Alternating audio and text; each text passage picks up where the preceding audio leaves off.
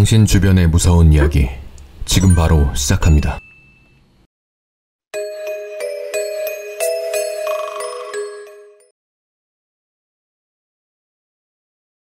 여러분, 공포영화 하면 태국이죠. 태국 공포영화는 공포 매니아들 사이에서 그 특유의 음산한 분위기와 반전 등 무섭기로 유명한데요. 그 중에서도 DI는 셔터와 더불어 태국 공포영화를 전 세계에 알린 가장 유명한 영화가 아닌가 싶습니다. 오늘은 그 DI 영화의 모티브가 된 실화 이야기를 들려드리겠습니다. 그럼 오늘의 괴담 시작하겠습니다. 때는 1989년 태국 어느 한 마을에 링이라는 소녀가 살고 있었습니다. 그런데 언제부턴가 링은 눈에 알 수 없는 통증을 느끼는데 이러한 통증은 무려 일주일간이나 지속됐다고 합니다. 다행히 시간이 지나면서 눈에 대한 통증은 점차 사라졌지만 대신에 그녀의 눈에는 이상한 환영이 보이기 시작했다고 하는데요. 그녀의 눈에서 첫 번째 환영이 보인 것은 눈의 통증이 사라지고 얼마 지나지 않아서였습니다. 링은 놀이터를 지나다 한 피투성이의 하이힐이 널브러져 있는 환영을 보게 되는데요. 놀랍게도 며칠 뒤 뉴스에서 그 자리에서 하이힐을 신은 한 여자가 괴한에 의해 사망하게 되었다는 안타까운 사건이 보도가 됩니다.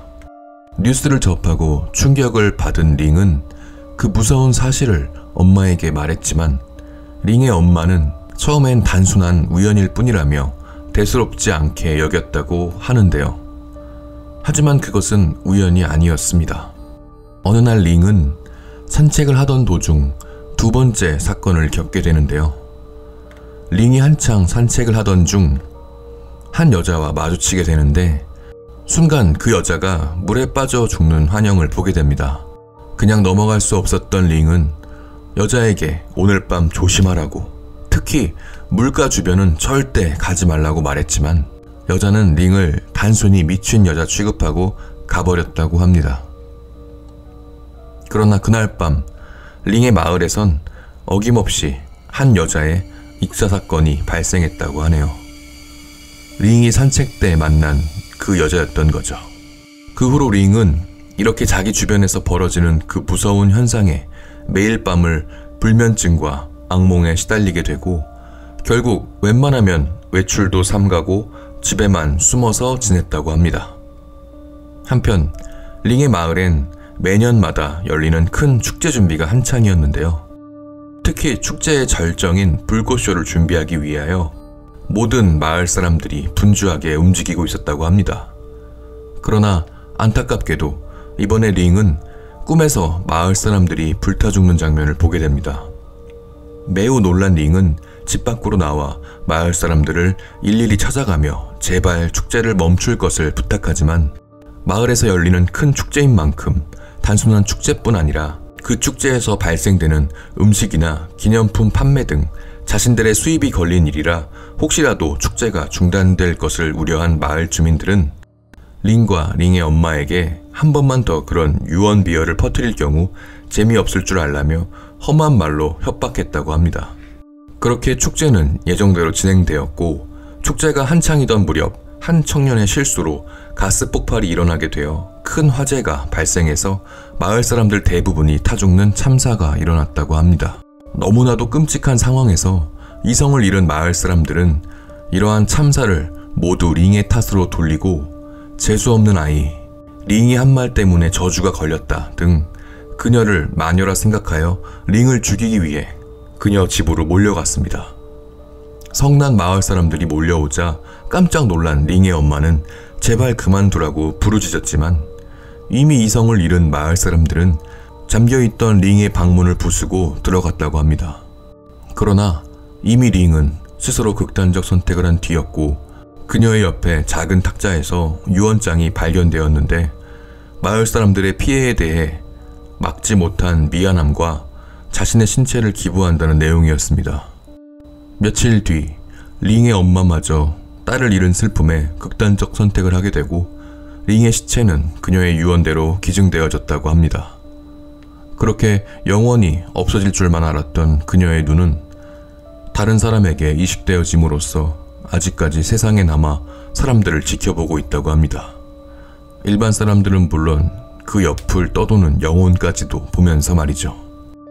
사건이 발생한 지 10년쯤 지난 후 이러한 링의 이야기를 전해들은 데니 팽이라는 영화 감독이 그녀의 이야기를 영화로 만들기로 결심했고, 그렇게 해서 만들어진 영화가 DI라고 합니다. 영화가 개봉한 건 2002년인데요. 영화의 배경은 태국이지만 중국인 데니 팽 감독이 만든 홍콩 영화입니다.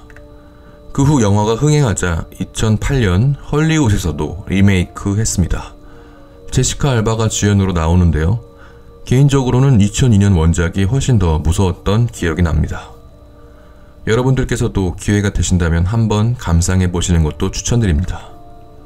자, 그럼 오늘의 괴담은 여기서 마무리하도록 하겠습니다. 다음 시간엔 더 무섭고 흥미로운 괴담으로 찾아뵙겠습니다. 여러분들은 사진에 관한 무서운 경험이 있으신가요? 오늘 들려드릴 이야기는 평범한 사진에 얽힌 무서운 이야기입니다. 그럼 오늘의 무서운 이야기 시작하겠습니다. 편의상 주인공의 시점으로 이야기를 들려드리겠습니다. 재밌게 감상해 주시길 바라겠습니다. 오늘 외할머니 댁에 다녀왔는데 좀 충격적인 얘기를 들었습니다. 제가 어렸을 때, 그러니까 초등학교 저학년까지는 외삼촌 댁에서 걸어서 5분도 안 되는 거리에 같이 살았습니다. 그래서 외삼촌이랑도 친했고 당연히 외숙모랑도 친했습니다.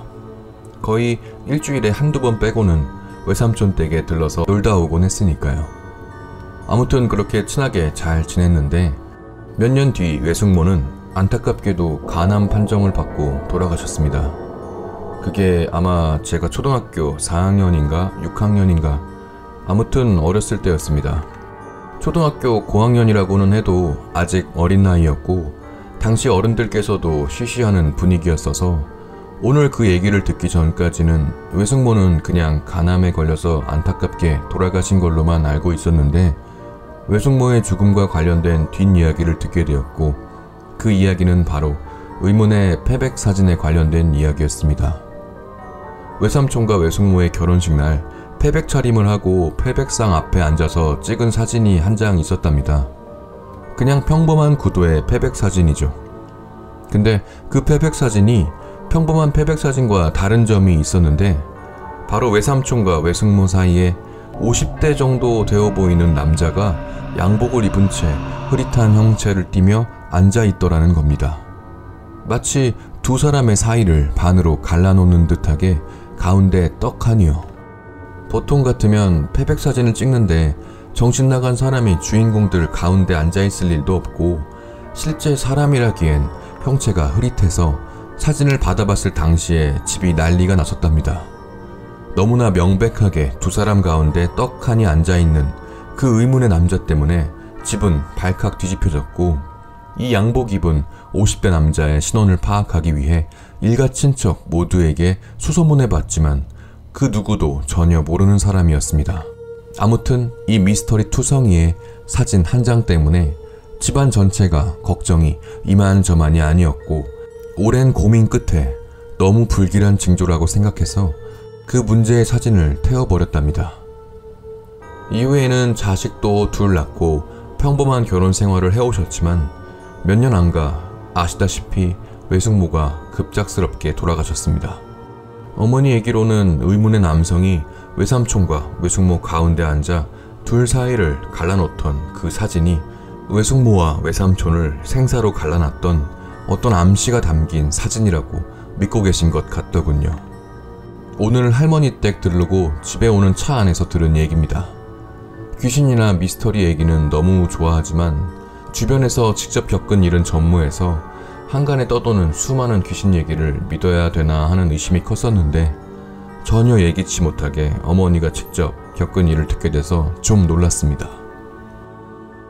오늘 이야기 어떠셨나요? 결혼식 패백 사진에 얽힌 무섭고 미스터리한 이야기였습니다. 우연이라기엔 어딘가 모르게 찜찜한 게 사실인데요. 사진 가운데 찍힌 의문의 중년 남성의 형상, 그리고 그 후 벌어진 비극적인 사건까지. 자, 그럼 오늘의 괴담은 여기서 마무리하도록 하겠습니다. 다음 시간엔 더 무섭고 흥미로운 괴담으로 찾아뵙겠습니다. 그때까지 안녕. 구독과 좋아요는 다음 콘텐츠 제작에 큰 힘이 됩니다. 감사합니다.